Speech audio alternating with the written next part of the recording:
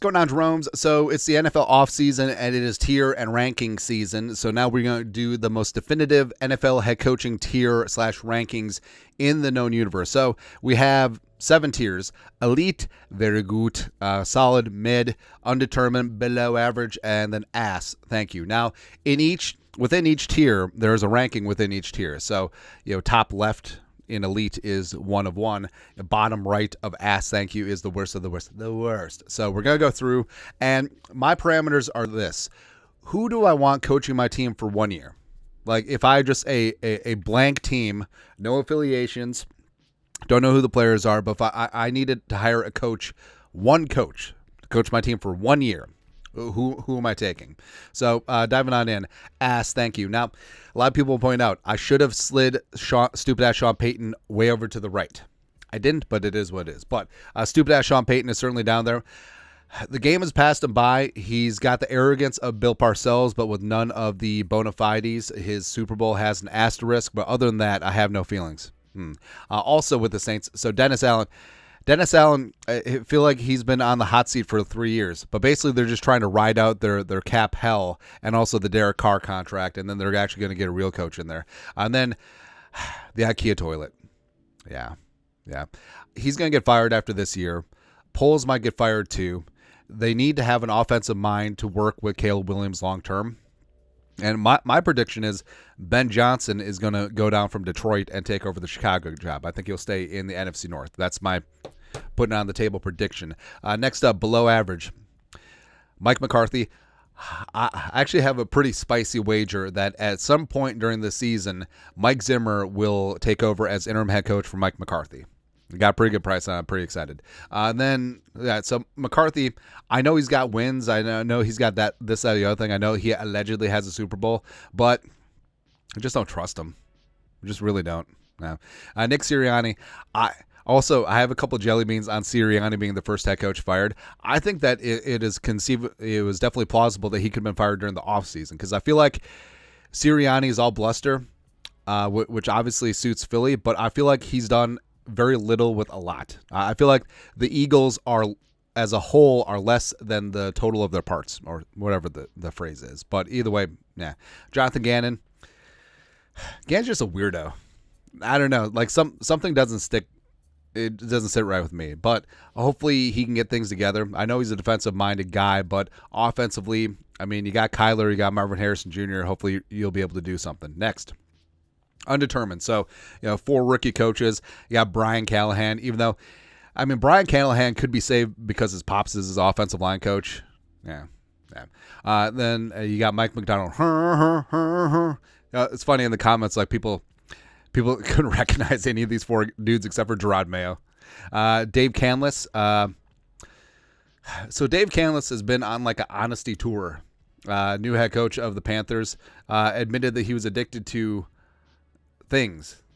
Go look it up. It's kind of odd. But yeah, Dave Canlis, hopefully he can rescue Bryce Young the way that he rescued Baker. So the through line of all this is that Baker had a career year last year with Dave Canlis as OC of the Buccaneers. And then 2022, Geno had a career year when Canlis was with the Seahawks. So he definitely has his bona fides as the quarterback whisperer. And then Gerard Mayo, I just like Gerard Mayo. I think that he was a fantastic player. He's a great leader, a great linebacker, a major part of that Belichick staff. Major part of the staff, but without being a Belichick guy, if that makes sense. Right? So able to walk that fine line of being his own coach, but still working with Belichick, if that makes sense. Next. So the mids. So our guy, Rob Salah, coaching down the wing.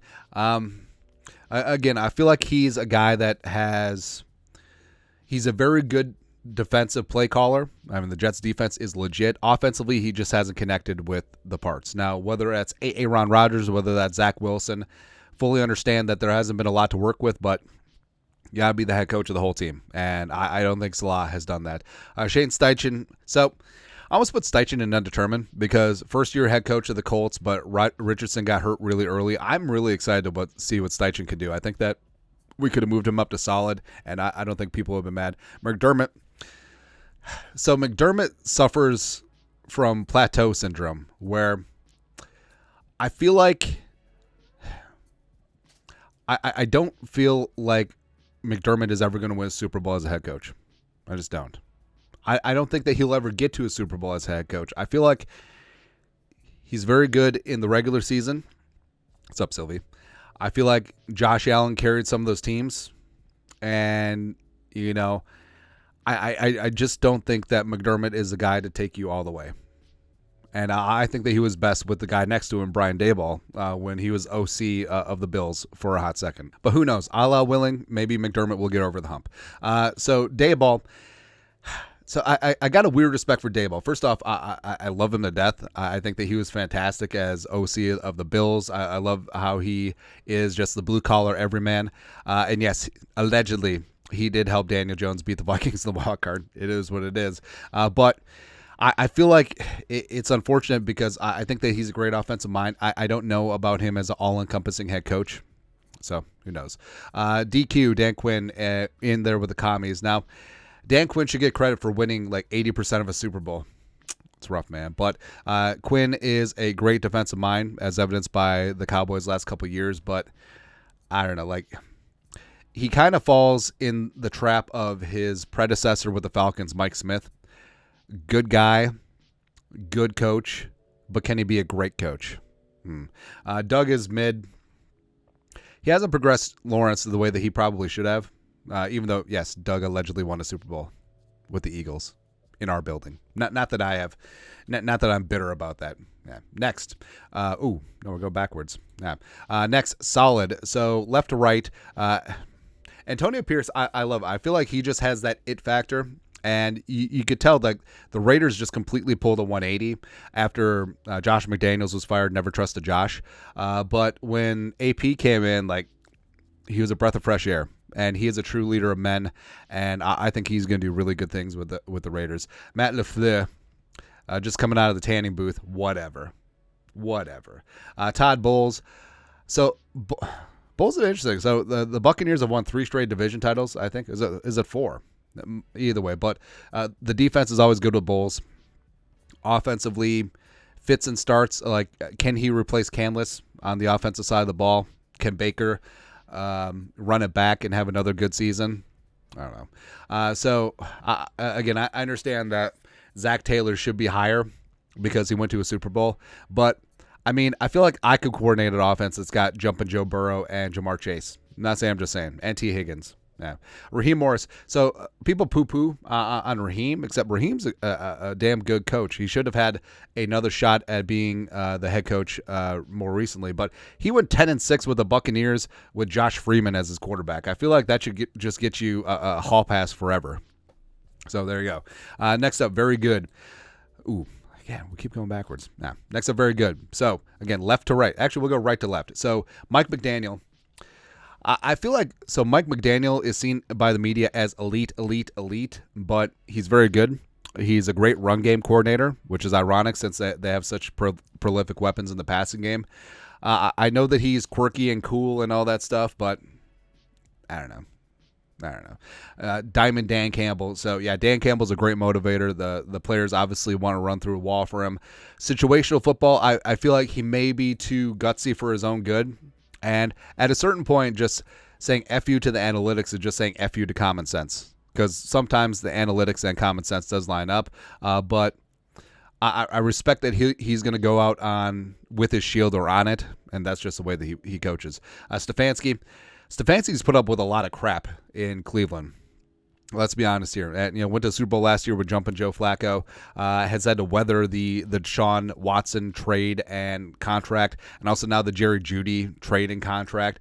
Like, Andrew Berry's not doing me favors, even though Berry and Stefanski got extended together. But I feel like Stefanski has done the best with a bad situation in Cleveland, and especially if I love that offensive line, man.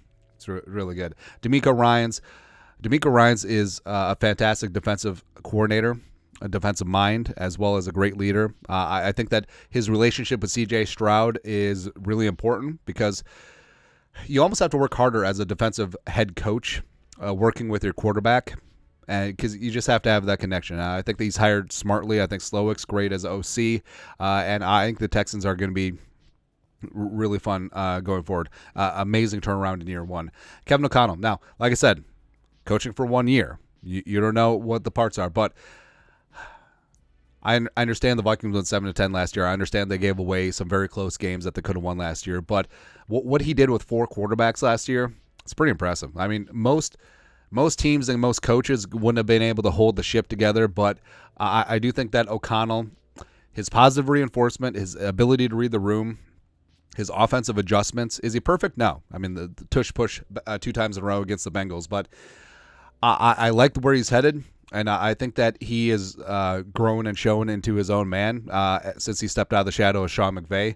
But, yeah, I have a lot of faith in Kevin O'Connell, and not just because he's my head coach. Also, a guy that could have been my head coach in the very good category is jumping Jim Harbaugh. Now, you could say, like, well, Harbaugh's been in the league forever. When Harbaugh was with the Niners, he went to the NFC title game or Super Bowl in 3 out of his first 4 years. It's pretty damn good. Yeah, and he lost the Super Bowl to his brother, but that was the blackout game. That was funny, man. But just coming off that national title, mainly thanks to J.J. McCarthy, no big deal. And he's a weirdo, but you can see how players buy in for short periods of time. Like, he was perfect as a college coach. He was only in the NFL for 4 seasons with the Niners. I feel like players could get burnt out on his like rah college positivity. That's the thing about college guys. Like, every 3-4 years, you just get a new cycle of players that haven't heard your shtick. But, yeah, I think Harbaugh is going to be good with the Chargers, even though he's going to turn Justin Herbert into a handoff merchant, which is going to be funny. And then lastly, the elite of the elite, 5 up top. So Tomlin, I understand the hate that Tomlin gets, but he's done it for almost 2 decades in Pittsburgh, 1 Super Bowl, and the fact that he's never had a losing season, that says a lot. Now, you could say, sure, well, he was a product of Big Ben early on, and also, Dick LeBeau's defense early on, blah, blah, blah. But he's a true leader of men. He sometimes can be poor and in terms of loyalty to his assistants. Matt Canada was a disaster. And, like, Tomlin isn't going to dominate every single year, but he's going to punch you in the face, and his teams will always give you their best go, and I think that says a lot about the coach. Yeah. Then John Harbaugh. So John Harbaugh has been just completely consistent, with the Ravens. Winning a couple Super Bowls, doing the damn thing, and they always reload, especially that defensive front 7. And he's very adaptable. Like, he trusts his players, and I think that he is a fantastic in terms of balancing intensity as well as overseeing management as like a CEO. I think that he's great. Kyle Shanahan is very, very good, but he just can't close at the end. Whether it's because remember, he was the Falcons OC in 28-3. And also, losing a couple Super Bowls with the Niners. I mean, we lost to Mahomes. It is what it is. But, I mean, he's a fantastic offensive innovator. I think he's a really good head coach. I think he unfairly threw Steve Wilkes under the bus last year as defensive coordinator. But, yeah. Then you got Sean McVay, a.k.a. Ed Sheeran. So he's got the Super Bowl. Made Puka Nacua as a rookie. Got the best out of Stafford. They're converting things on defense. Aaron Donald could still just show up for the playoffs. But, yeah, I mean, McVay, respect. I mean, McVay is one of the best young coaches in the game. And hopefully O'Connell will surpass him, former boss. We'll see. And then, of course, elite Andy Reid. All right? And, the Eagles screwed that one up. Although, I understand, like, even though you went to all the NFC title games and lost the Super Bowl with Andy Reid, like, the Eagles thought that they had plateaued, but there's a reason why he was out of work for like 2 seconds in 2013. But what he's done with Mahomes, I mean, Mahomes was great, but if Mahomes had landed with the crooked Chicago Bears or the Jets, he wouldn't have been Mahomes. And Andy Reid doesn't get enough credit for that. His creativity, him having fun, him being able to coax the best out of some marginal receivers. I mean, he's a great NFL head coach. And when it's all said and done, he should be regarded as one of the best to ever do it. I would say Andy Reid's probably top 10 right now and climbing. So there you go. But that's it. That's the most accurate NFL head coaching tier rankings in the known universe. And if you disagree with any single one of the placements, you're wrong. How's it feel? Let us know your thoughts and our thoughts in the comment section below. Subscribe for daily Vikings takes. Want to support the work? Put a little something in the Venmo. But till next time, Skull Production Value.